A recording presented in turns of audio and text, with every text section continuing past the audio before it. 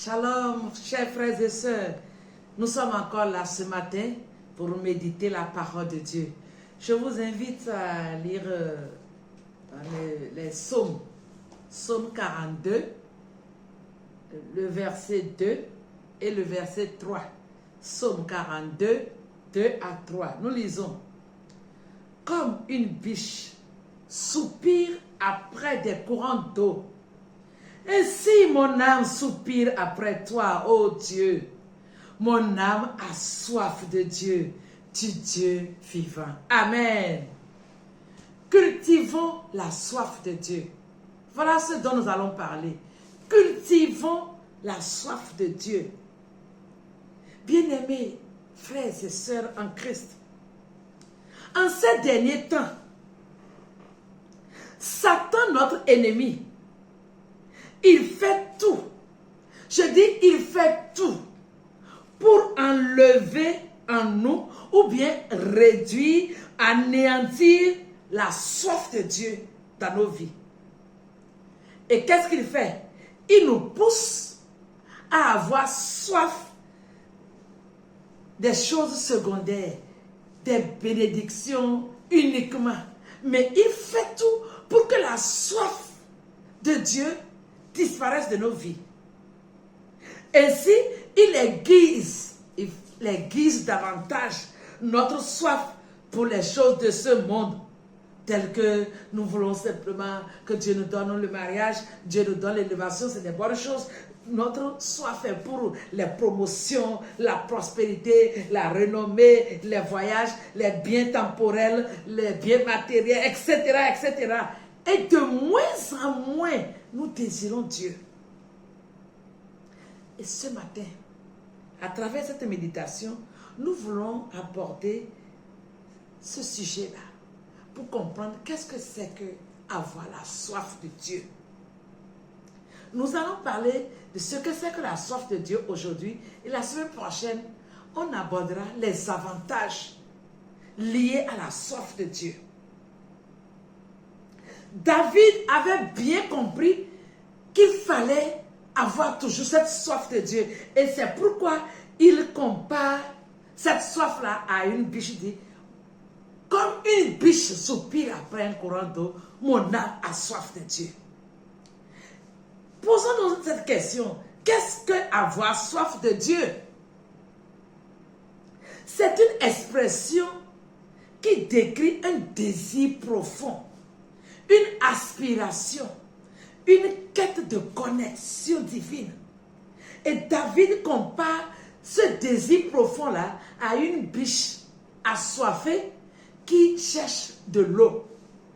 Je ne sais pas si vous avez fait le village, mais moi je me rappelle, quand nous étions encore avec nos parents, nous avons grandi dans les régions montagneuses. Et on avait l'habitude d'aller souvent sur les montagnes couper le bois de chauffage. Et il faut ramener le bois à la maison. C'est des longues distances. Et je vous dis, quand nous allons sur ces montagnes couper du bois, et que l'eau de nos gouttes là termine, la soif qui vous prend, je ne sais même pas à quoi la comparer. La seule chose qu'on désire, c'est trouver l'eau. Vous revenez chargé du bois, fatigué. Dès que tu jettes le fagot de bois, la seule chose que tu cherches là, c'est de l'eau. Ou bien quand on revenait et qu'on traversait un marigot, quand vous tombez là, à ce niveau-là, vous arrivez au marigot, la manière qu'on se jette sur l'eau du marigot pour étancher la soif, on comprend ce que c'est qu'avoir soif. Et David dit, mon âme a soif de Dieu, comme une biche cherche de l'eau. Voyez comment doit être profond cette soif-là.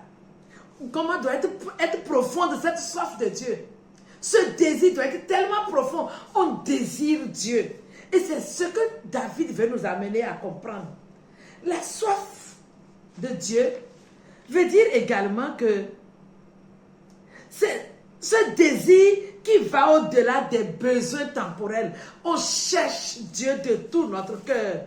C'est une quête de Dieu. On désire vivement connaître Dieu davantage. Et cela doit nous animer chaque jour. Connaître Dieu davantage. Connaître le Seigneur par la prière, la méditation de la parole. On désire connaître Dieu davantage. La soif de Dieu également, c'est une faim spirituelle. On a cette faim spirituelle.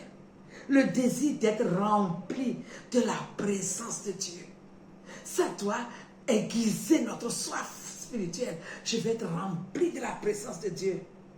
La soif de Dieu également, c'est un cheminement spirituel. Un appel à nous rapprocher de Dieu. Et vivre une vie qui lui plaise davantage. Et on doit avoir ce désir en nous d'avoir une vie qui plaît à Dieu. Ce désir d'être agréable à Dieu. Et chaque jour, ce désir doit être tellement profond. Ce désir doit être une priorité pour nous. C'est également une attitude intérieure de dépendance constante, de recherche de la présence divine. On dépend totalement de Dieu et notre cœur aspire à la présence divine. Mais malheureusement, la plupart de notre temps de prière est consacré souvent aux prières de combat, aux prières pour satisfaire nos besoins. Seigneur, donne-moi ceci. Seigneur, fais ceci. On réclame, on réclame. Mais est-ce que parfois, nous prenons le temps de désirer la présence de Dieu? Et ça devait être comme ça. C'est ça la soif de Dieu. C'est-à-dire, mon temps de prière aujourd'hui, je le consacre, je dis, je veux simplement être dans la présence de Dieu. Si nous voulons tester et voir notre degré de soif de Dieu, c'est par cette chose-là. Comment est-ce que nous désirons la présence de Dieu? Est-ce que nous avons souvent envie de passer du temps dans la méditation de la parole de Dieu, juste pour dire, Seigneur, je veux que tu me parles, je veux te connaître, je veux connaître ta parole. Seigneur, je désire ta présence. Et vous savez, quand on a cette aspiration, c'est là où le Saint-Esprit nous remplit de la présence de Dieu. Mais c'est un danger aujourd'hui, parce que nous ne cherchons plus la soif de Dieu. Nous n'avons plus soif de la présence de Dieu, mais nous réclamons, on veut ceci, on veut ceci. Et on passe ce temps-là sans désirer la présence de Dieu. Or, la présence de Dieu doit être une priorité dans notre vie. Voilà ce dont le Seigneur désire. Et je vais vous dire ceci. Dieu a soif de voir ses enfants avoir soif de lui. Je répète, Dieu a soif. Il désire voir ses enfants qui désirent sa présence. Voilà ce qui le préoccupe tout le temps. Frères et sœurs, c'est notre méditation de ce jour. Comment as-tu soif de Dieu? Quel est le degré de ta soif de Dieu? Est-ce que quand tu pries pour être en présence de Dieu, c'est de la même manière que quand tu pries pour que Dieu te donne quelque chose, il y a ce même zèle? Retournons à cette soif de Dieu. Si nous avons soif de Dieu, je vous dis, beaucoup de bénédictions nous attendent. Et la semaine prochaine, nous allons voir les bénédictions qui se rattachent à la soif de Dieu.